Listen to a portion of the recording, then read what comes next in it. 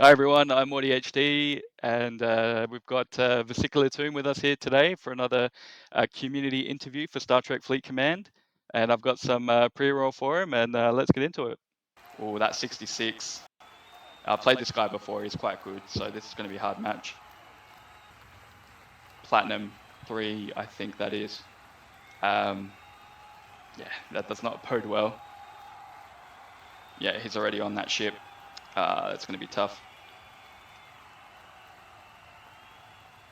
No, too slow. Oh, he's on my other one as well. B crew and Tantalus field and Q's cannon. So nothing's killing that ship. Yep. That's why they're platinum. Yes, I am D Camel. I've played him before. He's really good. Yeah, you can see why he's really good. Look at him just fly around, just knock everything out.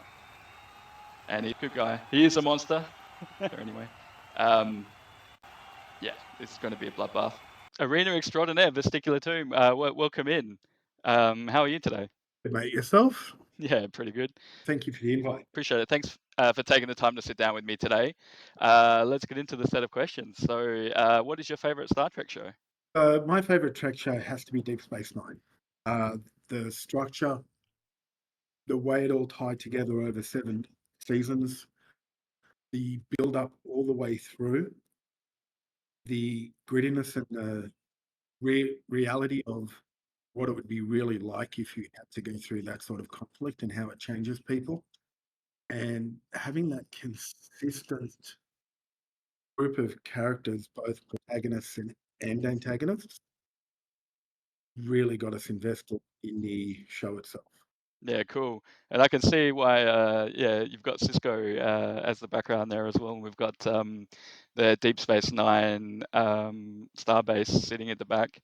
Um, so, who is your favorite captain? I think I probably answered that with the avatar there being Cisco. I actually saw him as well at Vegas Star Trek convention back in 2012. Nice. He's a very interesting person. I don't know if you watched the Four Captains movie that Shatner did. Okay, well, look, the way Avery Brooks was in that movie is how he is in life, right? He's a bit out there, but looks like he is one of the gentlest people around. So, absolutely enjoyed seeing him in person. Although I think my favorite person from the convention had to be John Delancey, the guy who played Q. Nice. Yeah, he was an absolutely lovely person. He took the time to talk to everyone and treat everyone really nicely, as did the Ferengi from DS9. So, Armin Shimmerman. Hmm. He was the loveliest person. That's so cool. Uh, do you Yeah. get to get around to a lot of these conventions and meet a lot of Star Trek actors and actresses? No, that was probably the only one I've been to. Um, I took a picture with Michael Dorn. Oh, nice. Uh, bought a mechleth while I was there, and I got it signed by Michael Dorn, LeVar Burton, and what's his name? Oh, this is going to irritate me. The guy who played Data, Brent Spiner. Yep. Yep. And they all signed it, which was, I think as a character, Worf is probably one of my favorites, if not my absolute favorite. Um, and and obviously Chase Masterson, sorry, she was fantastic as well. Her, Aaron Eisenberg, and Armin Shimmerman were occupying a table in the main hall at the convention, and they took the time to talk to everyone. They saw me and my friend who was there with me as well. We were from Australia, so they took a little bit of extra time to talk to us. And at no point did they ever make it seem like we were impinging on their time. So, and I think that was pretty consistent with everything I saw with other people who were speaking to actors from Star Trek. So I think that's another reason Star Trek is such a big thing around the world is people recognize that the actors truly enjoy what they're doing as well. Yeah, that's so cool. I'd love to see a picture with all the signatures on it. If you can send that through at some point in time, that'd be fantastic. I will at some point. It may be about 6 months because it's packed up in a bunch of Oh, that's boxes that are fine. waiting for me to move. Yeah. But I do have some pictures of the mechleth. I will send that through to you because I've got that one handy. So, Oh, fantastic. Cool. So, what's your favorite Trek tech that you'd love to see in the real world? you know which one would be the absolute best would have to be a replicator. That alone could change the course of human history. Hmm. Well, you think about it, right?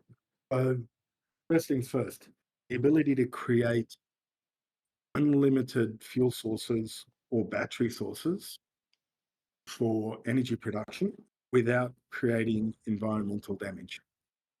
Right? So, one of the things I always shake my head at is when you think about people talking EV, EV, it's the way of the future because it is so environmentally friendly. Now, I agree, once the car is built, it is environmentally friendly, assuming you have a green energy source. But the process of building those cars is still a very toxic procedure for the environment. And at the end of life for the car, it's also very toxic. I'm not saying it's the wrong path, it's not perfect. Now, if you think about if you had replicated, you could be creating the batteries from non-toxic sources. At the end of the life of the battery, you can use the replicator to use it as source matter to create a new battery. In addition to that, being able to create unlimited food for people, especially if you've got unlimited energy for the replicators, I think it would be a game changer for the entire planet. Yeah, that's super cool. I'd love to see one as well. Just to even be able to come home from work and then just replicate like a nice like steak dinner or something in 5 seconds. I mean, that's more Yeah. selfish at my end, but But at the same time, it's accurate, right? yeah. Imagine that. And from a coolness factor and a convenience factor, a transporter. Mm. But if I had to pick one, it'd be the replicator. Yeah, cool.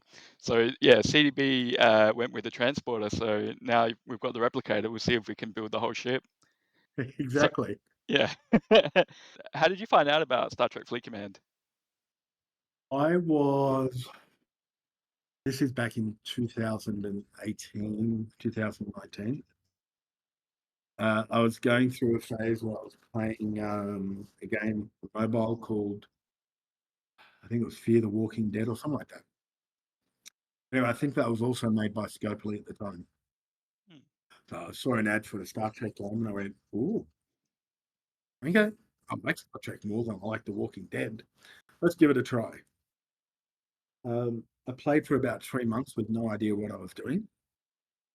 Then I stopped playing for probably about 6 to 9 months, Wow. then came back again. And look, without going into details, it was a turbulent period of life. Mm. So it made it. I sort of gave the game up for a while, then came back, and I met the guys I'm in an alliance with now.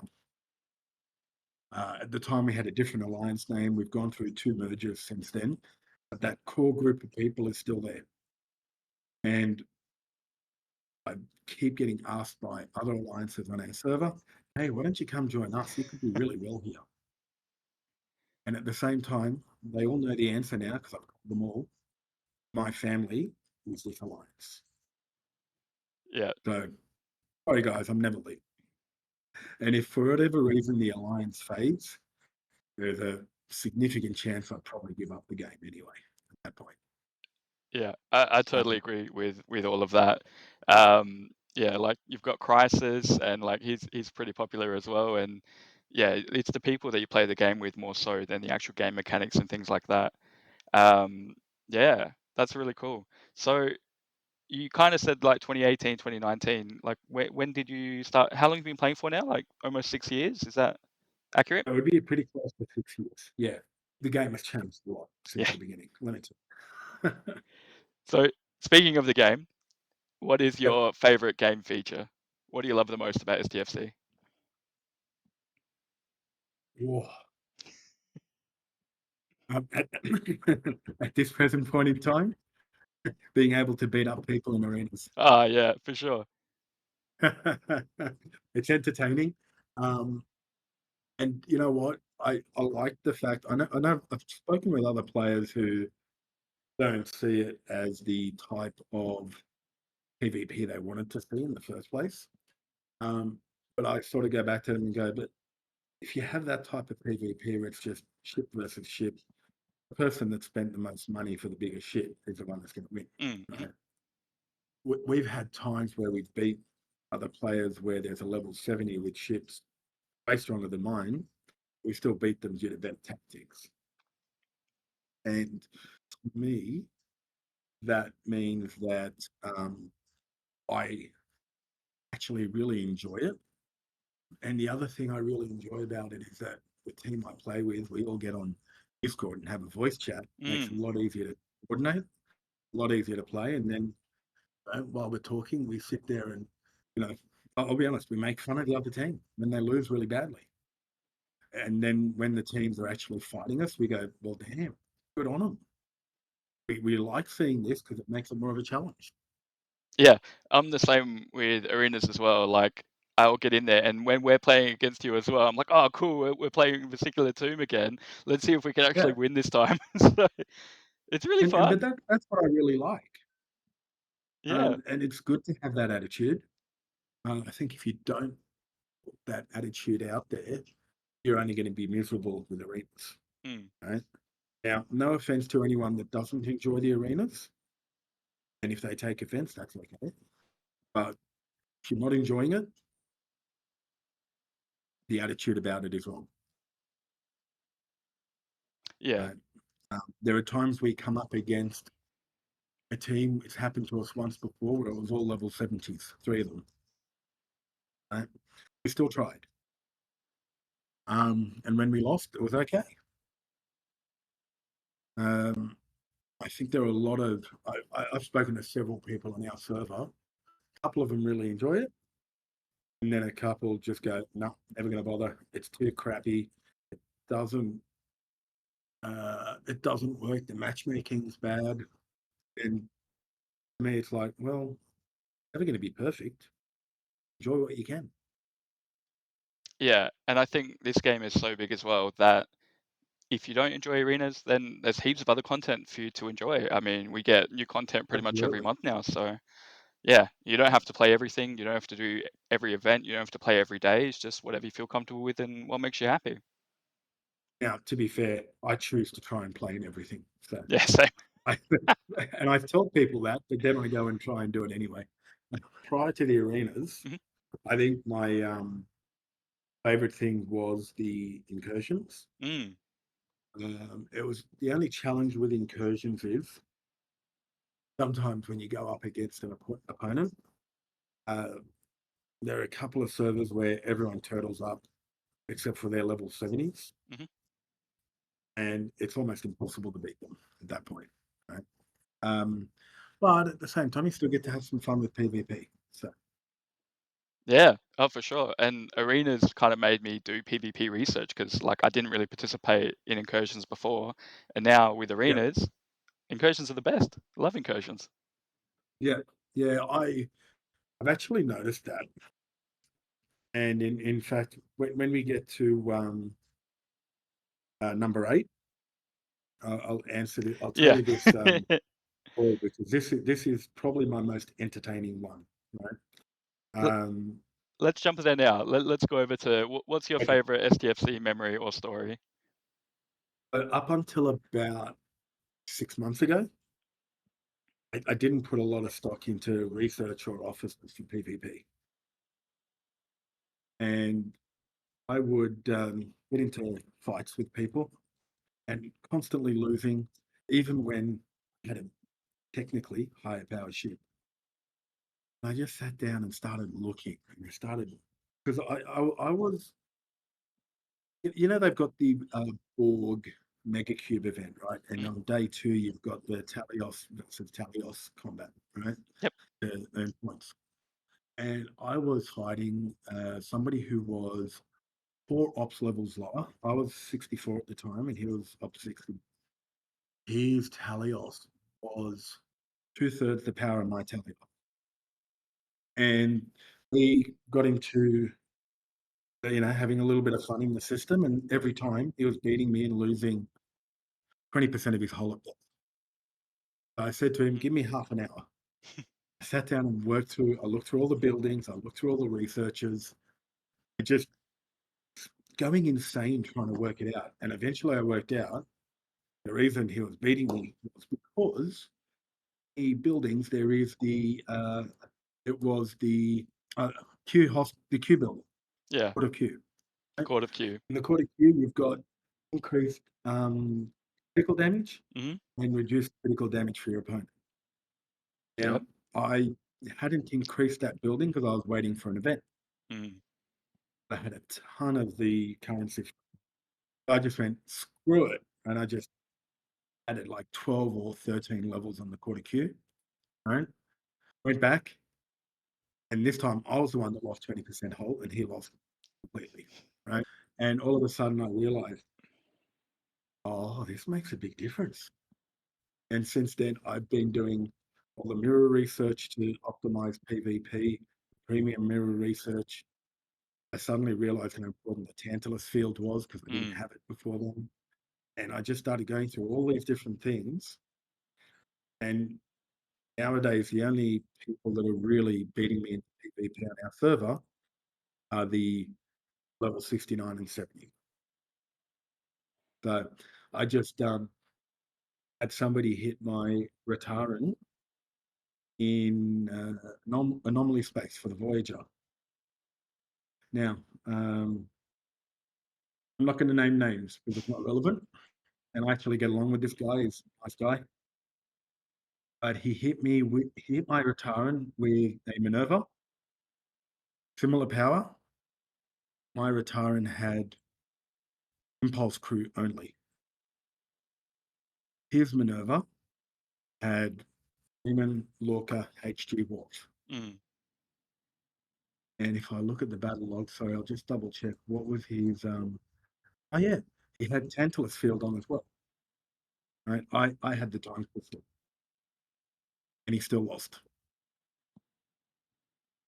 Right, and that's purely because of the research and everything behind the ships and the buildings. So that's probably my favorite memory. Just realizing all of a sudden, if I do these buildings and I do these researches, hang on, I can actually win fights. And then arenas came along, and I think the best one I had there was it wasn't against you guys; it was somebody else. I brought my cube in, and I sat it at the opposite edge of the system in the middle. As all their ships came in, they just all lined up in front of the cube, and they all started trying to hit me. And I'm just sitting there going, "I wish I recorded a video of this." Yeah. That was pretty. Yeah, that sounds wild. Yeah, so you're taking a loss from the Talios PvP event, turning it into a massive win. Like you're destroying everybody in arenas right now. Have you maxed out your arena ranking? Maxed it out, and I think at the moment what we're trying to do is get enough of the arena currency so I don't have to worry about it anymore. Mm, So I'm about halfway through getting premium mirror dust to the limits, wow. and I think I've got the Giorgio's crown up to like tier 4. Yeah, that's so So good. yeah, I've eventually I'd like to not have to do it, uh, but right now got to do it still. The only challenge is as I start to go up in ops, my how do I put this? Matchups are going to get more difficult Yep. because I'm at the point now where I've only got one more building I can level up without going ops 64. Yeah, you're getting closer and closer to that limit as well. Yeah, I hope you keep playing And arenas because I enjoy playing against you and Crisis and everybody as well from your server. Speaking of, what server are you on, and is there any player you wish was on your server? on 193, Mm, look, I'm going to say this about this player. Um, Now, he's a content creator, Rev Juice. I would love to see him on our server. Because let's be honest, our server's a Farmville server. Now, he comes along, everyone's in for a big shock. yeah, I wouldn't mind seeing that actually. yeah. Rev loves his 6-year wars. He's still going as well, and yeah, he is definitely the pirate man. Yeah, so I reckon it'd be really good.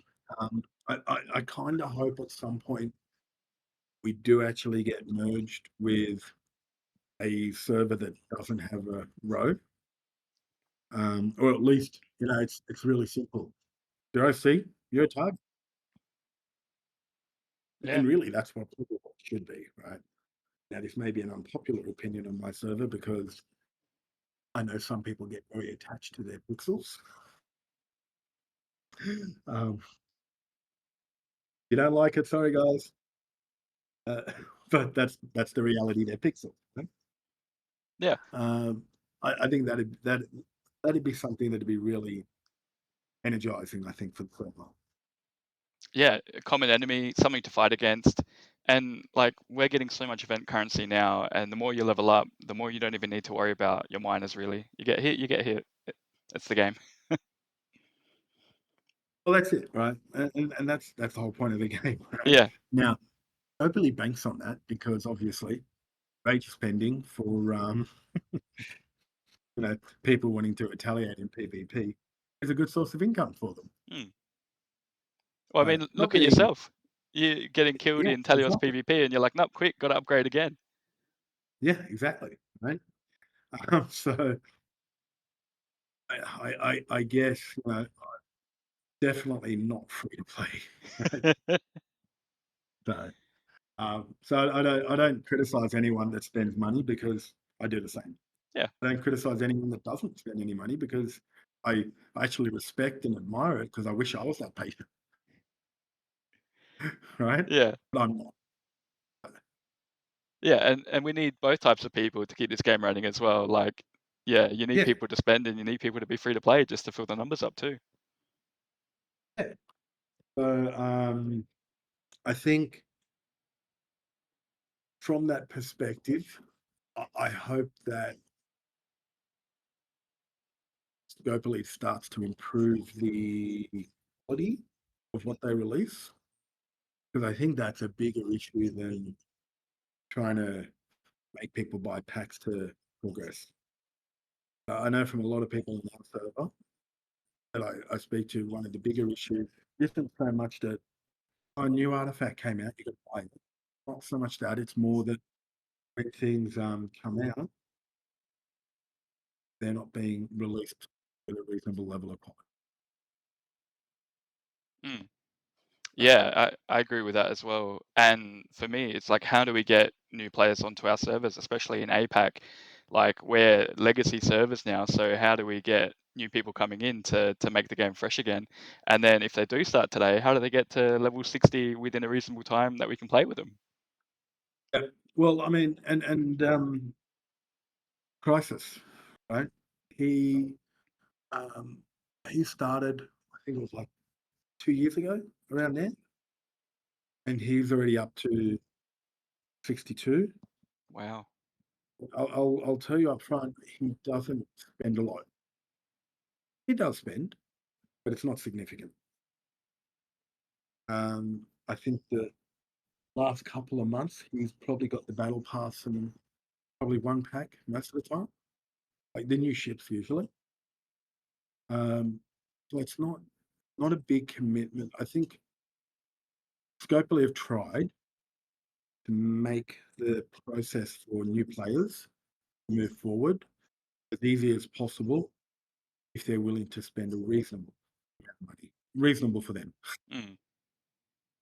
So, Or new I builder, think, new researcher, second doc, third doc, yep, double armada starts. grab hard, There's so many quality of life things that you can buy to really speed up your game. yeah.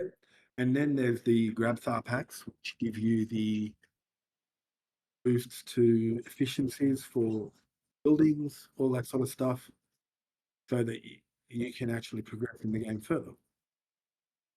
Hmm. Definitely. So stepping away from Star Trek Fleet Command now, what are some of your favorite hobbies? Oh, jeez.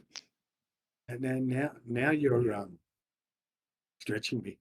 'Cause most of my time is spent either playing, working, taking care of the kids, and the side one is Xbox gaming.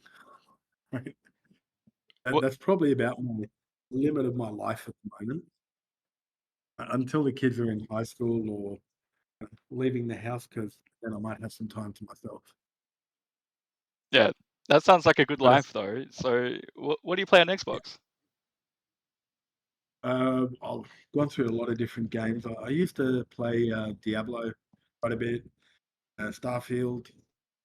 I'm enjoying Indiana Jones at the moment, Oh, cool. and I purchased the mega pack for Mass Effect recently, like $30 for all three versions with all the downloads. Right? So I quite like that. Uh, so there was, I mean, apart from that, any other real hobby, right?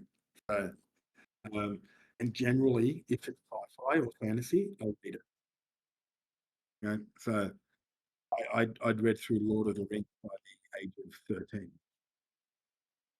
Um, and actually, all right, this one, people will laugh. Starfinder. It's a Dance Dungeons and Dragons 4.5 edition variant. Hmm. Great In, game. mhm. Um, and it's basically Dungeons and Dragons in space. So It's actually a lot of fun. Play that, once a month usually. sorry, yeah. Can you provide more information? So Pathfinder in space, and what was that one called again? Also, that's Starfinder is Oh, Pathfinder in Starfinder. space is the one that's traditional, Dungeons and Dragons Yeah, setting, right? yeah. So Do it's you like dungeon master those games, or do you have a group that oh does it no, for you? I'm too lazy for that. Yeah, But you know what? I'm not too lazy for it. I spend too much time playing Star Trek Fleet yeah. Command to have time to prepare to do that. It's your other So full-time job. yes, yeah, exactly. But between the work, real work, and then the STFC work, it's limited time for everything else. Oh yeah, and your family as well. Plus the social life. That's Well, time yes, that's it. disappears. The only thing that I don't get enough of is sleep. Yeah, Yeah. so Very similar. Sacrifice sleep over enjoying like talking to people or playing the game or all of that. And exactly. they do have a Star Trek D&D variant as well. And I've been trying to like look into that to see if it's actually any fun. So I'm hoping one day we can get some people together to stream like a Star Trek D&D style game. That would be very entertaining, actually. Um, I've seen quite a few variants from D&D. Um, Obviously, you've got there was I don't even, this will show how old I am. Back in the early 90s, there was a GURPS variant, I think it was, for Middle Earth, Tolkien, right? Mhm. That was actually a lot of fun. Uh, it was very complex. It didn't take off that well, but it was a lot of fun. On the plus side, it had the advantage of the world being already built for Mm. designing your campaigns in, um, as opposed to Dungeons and Dragons Second Edition or AD&D, sorry, where probably the best thing with that one was the Forgotten Realms settings they designed. And then I wasn't aware there was a Star Trek. Yeah, I'll definitely have to send that through to you on Discord, and Yeah, then yeah, it'd be really cool to set that up if we can get a few people. Um, yeah, yeah, it'd be a lot of fun because yeah, I'm really keen to just dive into that world because like Star Trek is pretty infinite. You can kind of like go wherever, do wherever, and the yeah. stories can be anything. And they can be bad as you want, or as good as you want. Definitely can do some STFC Star Trek TND. That would be pretty funny. That'd be rather entertaining, actually. Yeah. Oh, cool. I'll put you down on the list, and we'll see how far we can progress this. That'd be awesome. So, No problems. are there any words of wisdom that you live by? Give us some good advice. I okay. I jokingly tell people I have a book of wisdom that I wrote, and page number one is too rude to say. Page number two is also too rude to say. Page number three, if one sneezes while one farts, one may find unexpected surprise in one's pants. That's one wisdom. Look, being serious now, uh, life's too short to get angry. It's that simple. Yeah, that's good advice. Yeah, definitely. I agree. Like, we only live once. We don't live forever. Let's just be No, happy. enjoy your life, whatever you've got, accept it and be happy with it. I was having this conversation, um, won't say who, why, where, or how, but this person is extremely wealthy. And in that conversation, they were saying, some people like to work because they've got the goal of owning private yachts or private jets or this or that. I went, yeah, and that's fine. I respect their drive to do that. I've got a car. I've got a motorbike. I love my motorbike. That's my guilty pleasure. Um, and you know what? I'm happy. My kids, they're happy. They're taken care of. They're fed. I did all my traveling around the world when I was younger. If I don't have much else, I'll still be really happy. Mm. Um, there are people out there who have the private yachts and the jets and everything else, and they're not happy. Find what makes you happy in a, actually, this is really important, in a positive, constructive way for your social circle in your life. Because if you follow a path of maliciousness to get there, it only hurts you in the end. And I've seen it happen to people. Do it. Be respectful. Life is good. Awesome. That's great advice. Really appreciate it. And yeah, thanks very much, Vesicular Tomb, for sitting down with me. Have you had a good experience Wonderful. today? Thank you. I did, and thank you for asking me along. I really appreciate it. Awesome. Yeah, very happy to have you here. Yeah, definitely good to get the players out there as well to hear their thoughts and insights too. So I've been MorDHD. Yeah, hoping to do more of these community interviews and more content interviews. So signing off for now. Thanks, everyone. Thanks, guys.